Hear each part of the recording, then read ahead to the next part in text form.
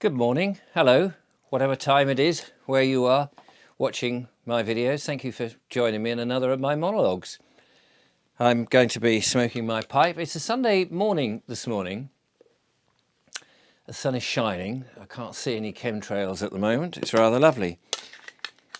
The intended title of this video is that it should be free. And I want to talk about that in a second.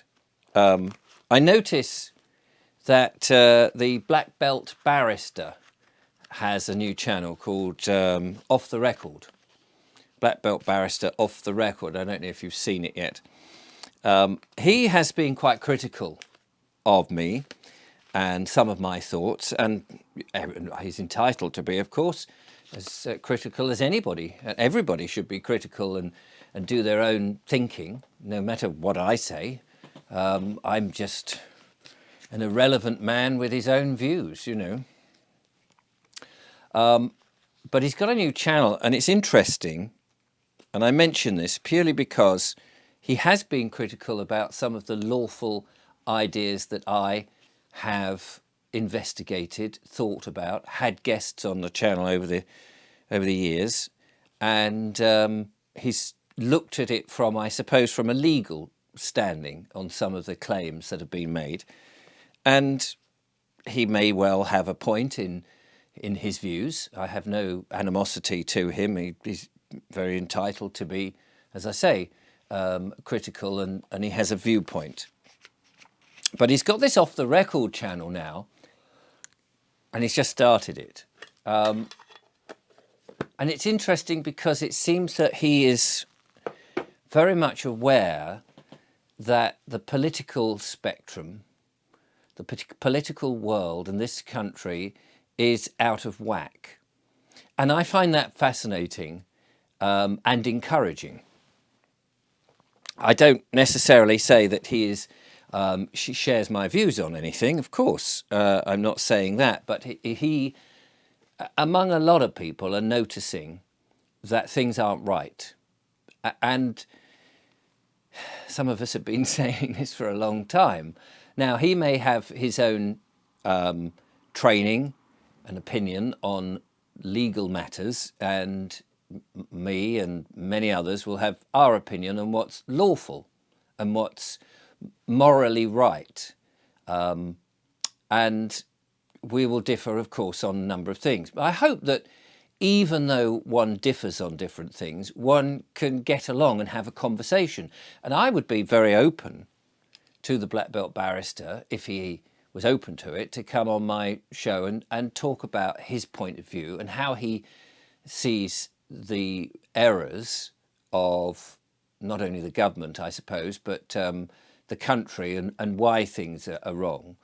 And it would be fascinating to have that conversation with him. I don't suppose he will come on the show, but you never know. But it's interesting that people like him and others are really beginning to see the veil lift. Now, whether they would go quite so far as perhaps myself and others, I don't know. I don't know. Probably not. Probably not. You really need an open mind. But one of the things that I think people like him and others is they've been trained by a system. Now, you might call that indoctrination. You might not. You might choose different words. But people have been, it seems to me, indoctrinated into believing that certain people with certain qualifications in certain institutions have all the answers and that they're right. And that perhaps open-minded people who haven't had that training, who are open to different thoughts and philosophy, are, well off the mark in their opinion. And I think that's a shame. I mean, we've seen it with doctors, did we not? We've seen that doctors advise people to take a certain medication that we now believe was not right. Some of us were saying this right from the beginning, of course.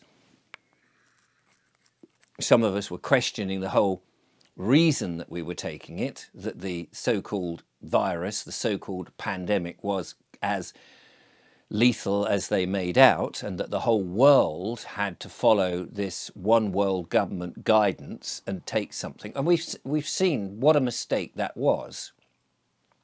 Now, there may well be plenty of people out there who said, no, that wasn't a mistake, and they still believe it, even though perhaps friends, relations, sons and daughters may have been injured by taking a mandated or a forced upon you product that was not properly tested, that turns out has various malicious things in it. And this is the problem of a one world government. One size cannot possibly fit all. Just, it cannot fit all. And so therefore, anything that goes towards a one world government is just stupid, really. It's just stupid. We all are individual people. We have our own communities as such. I mean, broken as they have been by Tony Blair, broken up, and we have our countries which were working quite well and now been infiltrated from all over, so that we almost have lost our own identities in our country from the history that we've had. And we've seen this across the world, and it's a sensible thing, I think, to even towns. I mean, you know, we used to have regional accents. You could travel around just England, and that architecture would change because of the raw materials due to the geology. And now we've seen a very utilitarian, ubiquitous type of architecture that's anywhere. I live down on the seaside, and the seaside had its own seaside vernacular architecture, and it was very beautiful, and it was very different to other parts of the country. My town that I live in is now turning into, looks like any other town, and it's lost its appeal, that you would come down and go, oh, that's really nice. You might go to the Cotswolds and see sort of Cotswolds Oolithic limestone. You might go up into Shropshire, for example, and see some of those beautiful timber-framed houses. You might come into Sussex and see some flint houses. Well, not so much anymore. They're all pretty much the same, and the new builds all look the same. The office blocks all look the same. The social housing all looks the same, and so that everything's becoming very bland. It is, I think, part of a plan, the uglification of Britain, and it's very sad. And so I think that we should be much more individual within our communities, deciding things for ourselves and not having this one world government. That, to me, is a disaster.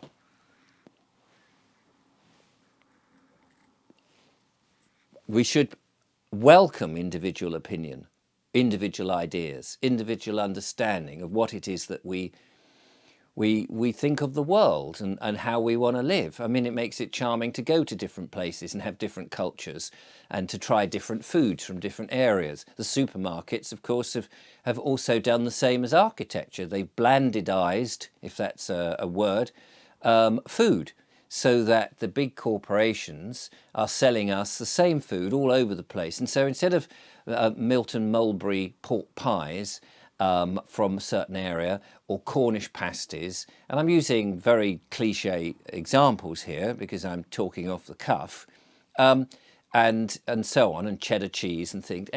This is all available anywhere in the world. Coffee shops, you know, these big chains, these hamburger stores, these big chains. It's made everything very bland and similar. And so that travelling about and seeing how other cultures and how other towns and other regions look like has been changed, and we should claim that back. I think we should claim that back.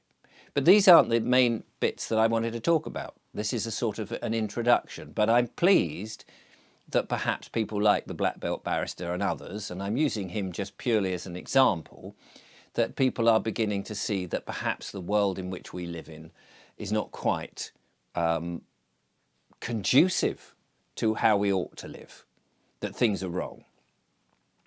So the thing, in some ways, I'm a bit like the BBC, full of repeats, not pushing out the mainstream narrative. That part, I'm not like the BBC, but I do occasionally have to come back to the repeated themes. And this theme that I want to talk about in the remainder of this video is the council tax. And the reason I bring this up is we live on, some people will say it's a planet and some people will say it's a plane. I don't want to get into any of that argument, but you know, there is this debate. It doesn't really matter. We'll call it the earth, whatever it is. We live on this earth. One thing that we know, and we can all agree on, is that man did not make the earth. We don't really know who made the earth. We can say God created the earth. It tells us that in the Bible. It may be the universe, the creator. Maybe it popped out or into existence from a big bang. That's a theory. I don't agree with that myself, but they say that's a theory. But whatever it is, man didn't make it. Man didn't make it. And the thing that I find absolutely abhorrent, really, is that that man, who is cleverer than animals in many ways, although sometimes I think animals actually are more clever than us, but we have an intelligence, we have the ability to communicate in myriad different ways with one another. We have the ability to think into the future. We can remember the past. We can use logic to work things out. We can plan ahead. In many ways, all of those wonderful things that we have, we take for granted. And we have that above animals. And yet we are on this planet, whatever it is. And here we have a situation in which we've permitted, and this I find absolutely barking mad, that in order to have shelter, in order to get out of the elements, if it's too hot or it's too cold or it's wet or too windy, in order to get out of those elements, we build ourselves some form of shelter, or we buy it these days, you know, bricks and mortar, we buy something. And my lighter needs a little bit more fuel, I think. But we've allowed, as a people, we've allowed ourselves to be at the mercy of some form of mafia, which is what the council are doing at the moment. Even if you don't go along with, deep conspiracy theories, even if you still believe that they're a public authority and not a corporation, which you can check up that they are, but even if you don't go along with that, we've allowed them to act as the mafia and say, well, if you don't give us some money for taking shelter from the elements, we'll send the boys round and bang on the door. We'll take you to a fake court. We'll give you a fake liability order, which isn't signed, which isn't following their own rules that they made up, and we'll bludgeon you. We'll go for the lowest hanging fruit, the vulnerable people, the people who can't afford to pay or have thought this is just morally wrong. That all I'm doing is I'm taking shelter in my house from the elements, and you want to pay, you want to make me pay. And if I don't take shelter from the house and I sleep in shop corners or in doorways or under trees or in somebody else's shed or garage or whatever, and I spill out onto the street, you'll move me along and you'll treat me like some vagabond. And again, that's wrong, isn't it? We're born here, and yet it seems that we've created this system in which there's no escape from these people who are just like us, really, except they've got themselves into positions of what you might call power, of arrogance, to be able to say, well, we're above you, and therefore we're going to say to you, because you've taken shelter from the elements, we are going to force you to pay a certain amount of money, which you may or may not afford, and you may or may not agree with. And to my mind, that is wrong.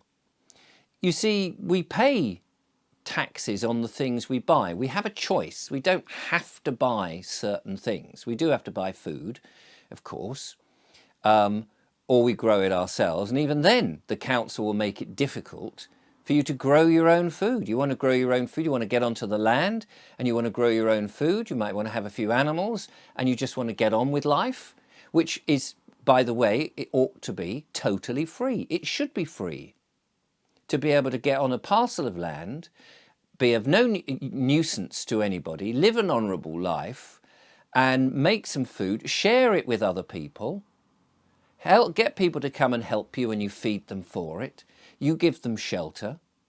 We ought to be able to have a very coherent, moral, sophisticated even lifestyle without a mafiosi coming in and saying, well, look, we've come up with these rules, which actually you've agreed to by some default, by being told that, you know, you're voting in a government and they've got a mandate and they're going to tell you how to live. Even if you get off the electoral roll, you've got them chasing after you and saying, well, you're still part of our system, even though you may not be. It is wrong, isn't it not? We ought to be able to take shelter from the elements. And we ought to be able to buy food, or grow our own food rather, without some people who feel that they are above us, telling us how to live our lives. If we're living honourably, and we're not causing a nuisance, we're doing no harm, we're not causing any injury, we're loving thy neighbour, we ought to be able to get on with one another and just live. And yet these people who deem that they're in power say, no, no, no, we want to extract money from you, which means you have to go and work elsewhere to earn that money instead of just working on your land and having shelter. It just seems so blatantly wrong. And we've been led down this path to think that's the only way we can do things, that we have to go to work to earn the money to pay just to stand still. And isn't that bonkers? And I don't know whether people like the black belt barrister who's been trained in a system who says, no, no, no, but these rules are here. I'm here to make sure people obey the rules.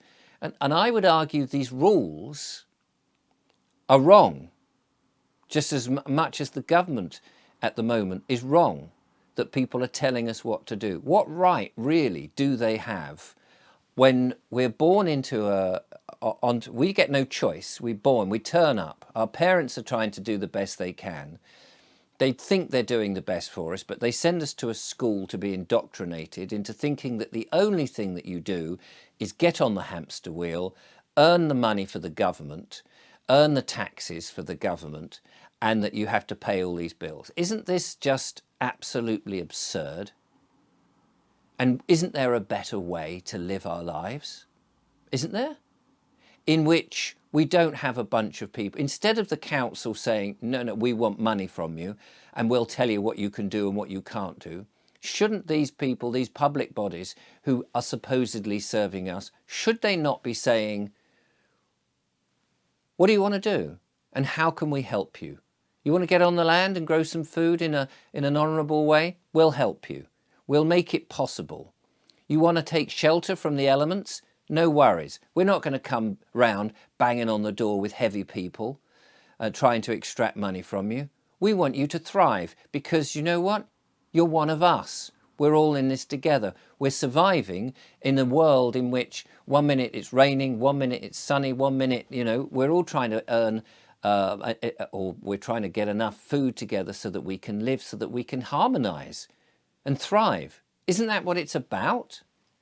Surely it shouldn't be about these penal rules where you're taken in front of a kangaroo court and made to feel small and insignificant because you just can't cope with the stresses and strains and the kind of weird work that you have to do. Haven't we got that wrong? Haven't we made a huge mistake?